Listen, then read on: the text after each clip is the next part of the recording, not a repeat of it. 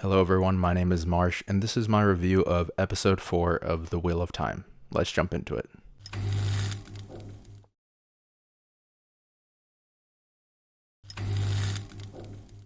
So this is going to be a spoiler-filled review slash discussion. If you haven't seen the episode yet, feel free to click off, go watch it, and come back and continue from where you're at. Other than that though, we're going to go ahead and jump right into it. Feel free to leave a like and subscribe if you end up enjoying this video. Let me know in the comments below anything you liked or disliked about the episode. And let's go ahead and get started. So I'm going to go over some pros, some cons, what I liked, what I didn't like, and then I'll go into more details. I'm not going to have any book spoilers past the point of where we're currently at in the show, so you don't need to be worried about that. But other than that, we'll go ahead and start out right away. So episode 4, personally for me, I think might have been the best episode yet. I know episode 3 is probably a lot of people's favorites with the way they handled the trial with Nynaeve. But I think each episode in the season so far has progressively gotten better and better in terms of writing, structure, pace, and overall like plot where they're at. Now, obviously, it's not a one-to-one adaptation of The Wheel of Time, and so I'm going to go ahead and go over what I like about it so far in terms of the show itself as a show, and then for any like gripes I have for adaptation, I'll usually only mention them if I think it's a detriment to them making a decision in a certain way that wasn't cohesive to the story. But yeah, this is a more positive review. So to start out with a pro, let's talk about the tower and everything going on there. So we have Liandrin, Nynaeve, Egwene, and Elaine. They're going through this portion in the tower where we see Nynaeve is mourning over her trial essentially because she doesn't know if it was real or not. Now, I didn't like how they handled the trial in the last episode in terms of how long it took for Nynaeve to come back, them leaving the room, that sort of thing. The trial itself, though, I really liked how they did it. But her having like emotional damage towards it actually makes sense considering the things that she went through in the trial and the fact that they don't know if it's real or not. And it seems like she lived like a whole life essentially in there. So her grieving over it makes sense, especially in the aspect of TV. Having her go through this type of drama, it helps. In terms of the things in the tower as well, I think the writing was a lot better for the most part. Just like the overall dialogue between characters was a lot more natural. A lot of the beats were just better done than previous episodes. One thing I didn't care for in the tower, once again, is like the warder thing with Nynaeve, her going to the warders and them wanting to train with her. One thing I did think they could have done, in the books, they have Galad and Gawain in the tower training, and they have like an encounter with Mat when he's there, and they're doing that. I'm wondering if they're saving that for future seasons, but they could have introduced, I think, Nynaeve with Galad and Gawain at the tower. If they're so obsessed with wanting to have her train with warders, they could have like done it as like a sparring thing with her, and then had Elaine like get introduced that way if they wanted to make it cohesive that way, because we haven't seen Gawain or Galad as of yet. In terms of Liandrin, they're really giving her a lot of depth as a character. She wasn't this deep when it came to the books, and they're building out who she is. And it's obvious why they were doing it. I didn't want to mention it in the last review because it would be a spoiler, but I guess it's shown now. She's obviously a bad person. At the end of this episode, she knocks them all out when she's going into the tunnel, and she's saying you have to go help Perrin and Loial. Essentially, they've been captured by Seanchan. You have to go help them. It's not. I don't remember exactly. It's been a long time since I read the books, but I know it's essentially how it happened. I don't know if it's the exact wording and like who you have to save type of thing.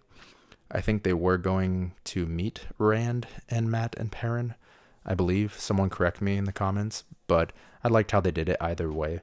It's similar. And even like certain lines, like I believe when she looked at Elaine, she's like, "Oh, you're a complication." If I remember correctly, that's in the books. I'm probably wrong though. I'm not an expert. Overall, I really like the tower, everything they did in it. I like how they're expanding Liandrin. I'm wondering if they're going to combine her with Elida. We'll have to see and find out with what they do with that. But I like what they're doing, the foreshadowing and everything that they're bringing with that. To jump to a more negative, the whole thing with Lan and Moraine. Moraine wasn't as bad in this episode in terms of the plot they were giving her, but Lan's story, it's just like I feel like I can't say anything because I see what they're doing with it, and they're replacing certain narratives that are going to happen in future books, and they're doing them now in terms of character development with Lan, with them talking about him getting cut off from the source. But I don't really want to go into very much detail. I just don't like it. One other aspect I don't really care for in the show is how they're handling the Warder Aes Sedai relationships. And by that, I mean the bond between the Warder and Aes Sedai. I feel like the show is making it out to seem like all Warders and Aes Sedai are like dating. And I'm wondering if part of that is coming through because the only other Aes Sedai exposure we get outside of like Liandrin is really through Alana for the most part. We do have other Aes Sedai come in, but they're not as prevalent. I feel like they're forcing Alana so much down our throat with her relationship with her warders. Obviously, she's a green, so she's going to have a relationship, but they're like pushing it so much down our throat that it's making it seem as though Lan and Moraine should be dating or married. And he even has like a speech with, I believe it's Ivan, or it might have been the other warder. The blonde one he has a speech with, and he's like, oh, not all marriages are the same.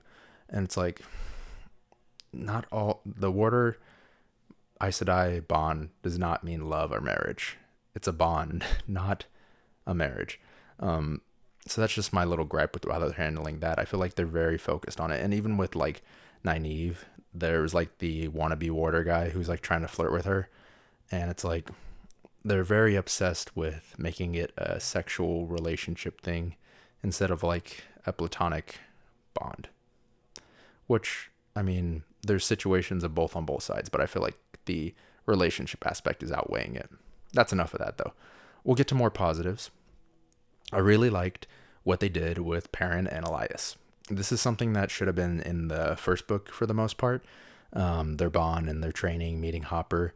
And we get the campfire scene with him and Hopper. Egwene's not there because obviously they're separated at this point. But I enjoyed what they did and how they're introducing things, introducing Hopper, telling the story. And I like what they're doing with it. Even the wolf visions and images, I'm enjoying how they're doing that. So that's a positive as well. Like I said, this is probably my favorite episode so far of the season. I think it's definitely a step up from season 1 overall at this point. And I like what they're doing. Another thing with that, we got context as well. When he was saved by the wolves back in the White Cloak camp, Elias said that he was the one that helped with that because Perrin kept sending, like subconsciously sending images to everyone. And so he got the other wolves to help him. And Elias did help him in the first book, but I mean, they already knew each other at that point, so it was a little different. But that was a good tie-in, at least, that they did. We'll get to the next thing as well. So we have another thing I wanted to mention that I liked was the breaking of the seal in the beginning of the episode with Ishmael. And then you see like Lanfear coming out of the seal, all bloody and everything. And we learn like the poem that Moraine got is a prophecy talking about Lanfear coming out of the seal when it's broken. And the seals do get broken in like season 1. I don't feel like they explain them very well in terms of that. We're supposed to like piece it together, I guess, like with the first episode of season 2, where she sees the Quindiar and then she gets the poem, and the Quindiar, I guess, is a sign of the seal being broken since it's broken. But yeah, I liked what they're doing with Ishmael in terms of that. Now, let's get to one more negative before we go to another positive, and before I get into some nitpicks on some other stuff. So one more negative, I think, is still the way they're handling Mat and Min's storyline. I don't really know what they're doing at this point.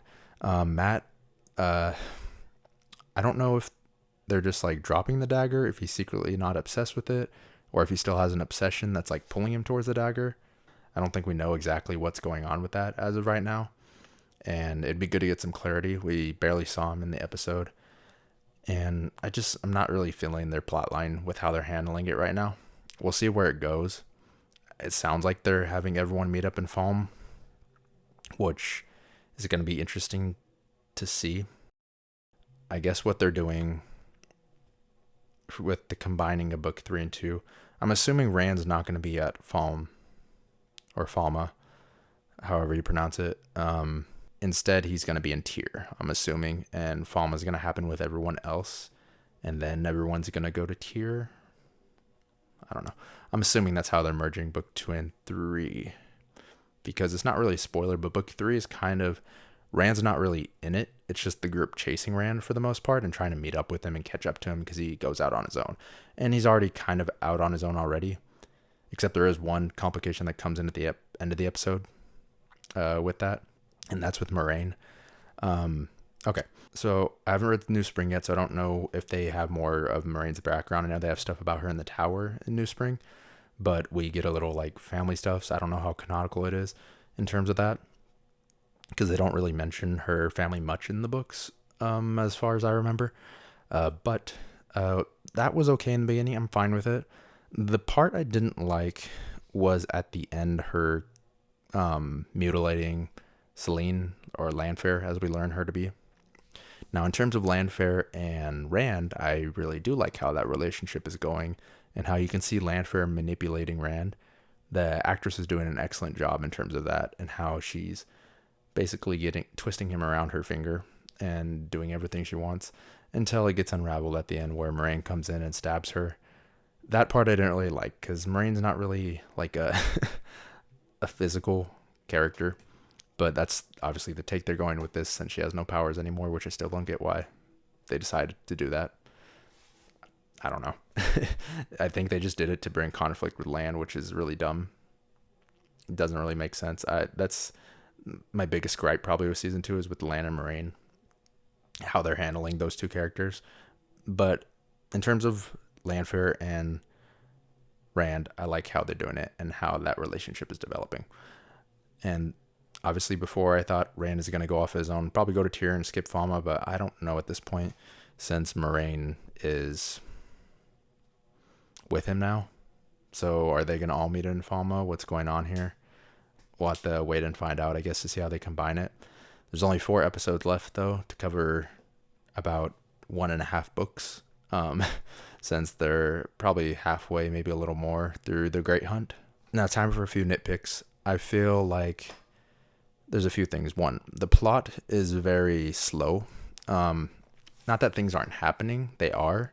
But in terms of movement of the plot, where we're supposed to be and where we're going, it's very, very slow. We only have 4 episodes left.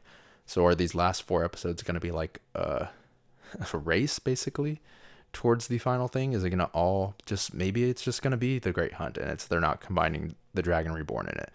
If that's the case, I would actually enjoy that more. I'd rather have them take their time and then skip over stuff like the slog that's not as important instead of like the beginning. But we'll have to see what they're doing with it.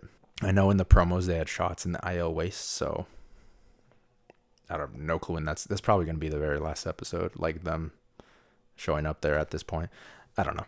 So we'll have to see how that's going. But yeah, the plot's moving very slow for what kind of things are happening. I want them to speed it up a bit. Or not necessarily speed it up, but like show that we're making progress. And we did make some progress in this. I just think like the first episode didn't really make any progress at all. Yeah, but that's it for the most part with this episode. I actually enjoyed it. It was my favorite of the season so far. I enjoyed the intrigue, the dialogue, everything that was going on. I really just don't like Lan and Moiraine's storyline at the moment. But other than that, I'm enjoying it for the most part. I know it's not going to be a 1-to-1 adaptation, but when you drop that out of your mind, it makes it a little easier to consume. I think before it was more of an issue because even though it wasn't 1-to-1, it also wasn't a good TV show in general. It was just very adequate, in my opinion, or average. And so at least if you're going to differ, make it like above average, make it really good. It doesn't need to be 1-to-1 as long as it's still good. So it was just, since it was bad, that's why I had more complaints that it wasn't going with the book. Because it's like, if you're going to be bad, you might as well have just done what the book did. But yeah, it's getting better. We'll see how it goes. Let me know what you think in the comments down below. What did you like? What did you not like? Do you like where it's heading? Do you think it's a step above season 1? Where would you rank the episode so far? Other than that, though, thank you for watching. I'll see you guys next week. If you could leave a like and subscribe, that'd be greatly appreciated. And I hope you have a good rest of your day. Bye-bye.